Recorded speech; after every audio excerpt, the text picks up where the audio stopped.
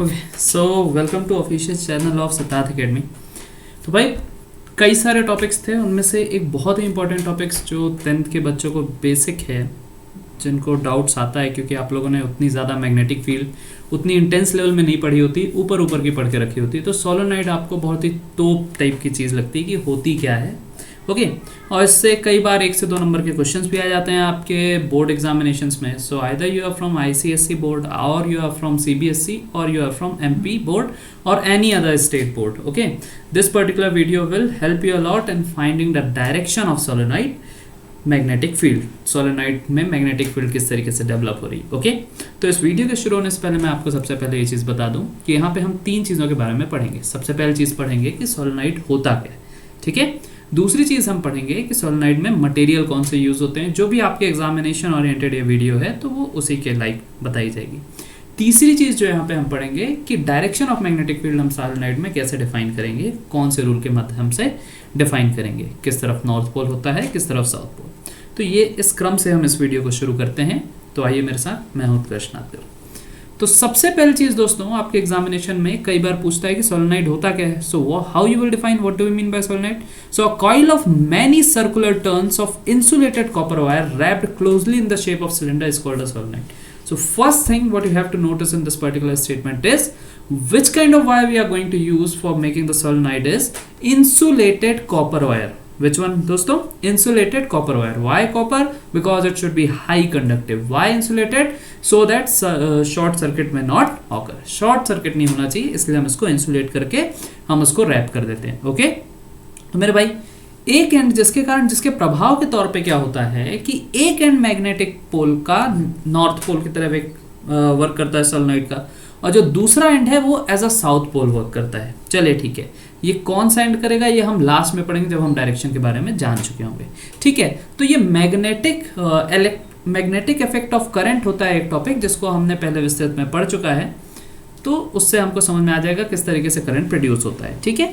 अगली चीज क्या है दोस्तों, the field lines inside the solenoids are in the form of parallel straight line. This is very important topic भाई, कि सोलेनॉइड के अंदर फील्ड लाइन कैसी होती है, तो आप कहेंगे एक पैरेलल लाइन होती है, ठीक है। बाहर कैसा होता है दोस्त, कर्व होता है ना। बाहर कैसा होता है, कर्व होता है, क्लोज कर्व फॉर्म करते हैं टोटल मिला करके, लेकिन अंदर कैसा होता है, आप कहेंगे पैरेलल लाइंस।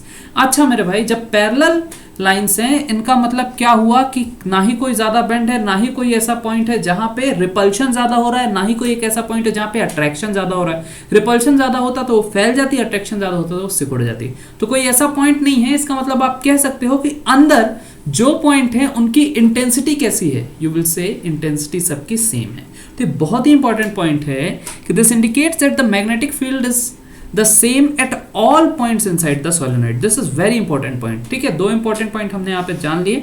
ओके अच्छा, इसको हम दूसरे शब्दों में क्या कह सकते हैं, uniform inside the solenoid. Okay चलिए ओके दोस्तों, फिर उसके बाद हम अगला देखते हैं यहाँ पे डायरेक्शन के बारे में और बाकी चीजों के बारे में।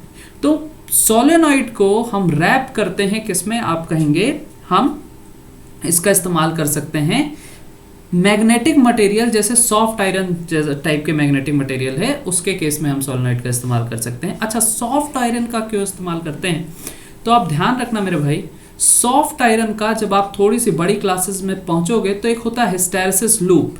क्या होता है दोस्त, हिस्टैरिसीस लूप। तो इसका हिस्टैरिसीस लूप बहुत ही छोटा होता है, इसको ध्यान रखिएगा।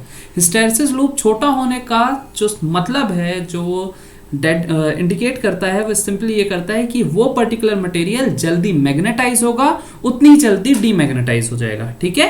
तो इसकी मदद से जो चीज बनती है वो क्या कहलाता है, आपका इलेक्ट्रोमैग्नेट। ओके तो अगर मैं कहूं कि इलेक्ट्रोमैग्नेटिक के फॉर्मेशन में किस पर्टिकुलर आयरन को आप इस्तेमाल करते हैं, आप कहेंगे सॉफ्ट आयरन। क्यों करते हैं, आप कहेंगे उसका हिस्टैरिसीस लूप कम होता है, उससे क्या होता है, वो जल्दी मैग्नेटाइज होगा, फिर जैसे ही मैंने स्विच बंद किया वो डीमैग्नेटाइज हो जाएगा। कोई ऐसे मटेरियल का इस्तेमाल मैं कर लूं जो परमानेंट मैग्नेट के फॉर्म में इस्तेमाल होता है, तो एक बार उसमें मैग्नेटिक फील्ड इंड्यूस हुई तो थोड़ा सा लफड़ा हो जाएगा डीमैग्नेटाइज होने में, ठीक है। तो ये 2 इंपॉर्टेंट पॉइंट है। लास्ट चीज हम जल्दी से पढ़ते हैं, direction of magnetic field in the solenoid. So simple है मेरे भाई, थंब आपको कुछ इस प्रकार से रखना है, देख पा रहे हैं आप इस वीडियो में।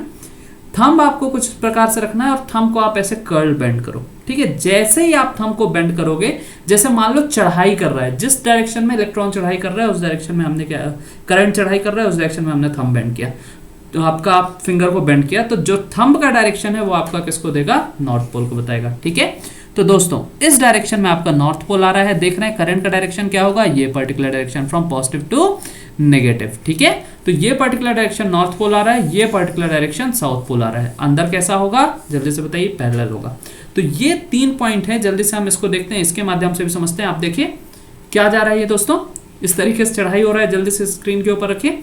और ये जो थंब का डायरेक्शन है वो निकल के आ रहा है, ये हो जाएगा आपका क्या, ये क्या हो जाएगा आपका मैग्नेटिक नॉर्थ पोल। क्यों, क्योंकि यहां से मैग्नेटिक फील्ड ऑफ लाइंस निकल रही, जहां से मैग्नेटिक फील्ड ऑफ लाइंस निकलेंगी वो नॉर्थ पोल, जहां पे जाएंगी वो south pole. So this particular pole is north pole, this particular pole is south pole. So hope so you can understand the concept of direction in the case of solenoid and all the particular cases of solenoid. तो दोस्तों जल्दी से एक बार revision कर लेते हैं जो important point. सबसे पहले मैं आपसे पूछूंगा कि ये बताइए कौन सी वायर का इस्तेमाल करना है. आप कहेंगे इंसुलेटेड कॉपर वायर का, ठीक है. दूसरी चीज मैं आपसे बोलूंगा कि आप ये बताओ कि अंदर कैसी रहती है मैग्नेटिक फील्ड ऑफ लाइंस. आप कहेंगे पैरेलल रहती हैं एक दूसरे से. और क्या रहता है दोस्तों, आप कहेंगे अंदर जो स्ट्रेंथ रहता है, इंटेंसिटी ऑफ मैग्नेटिक फील्ड रहती है, वो क्या रहती है, सेम रहती है, क्योंकि पैरेलल रहते हैं, ठीक है. तो यूनिफॉर्म मैग्नेटिक फील्ड रहती है इनसाइड इट.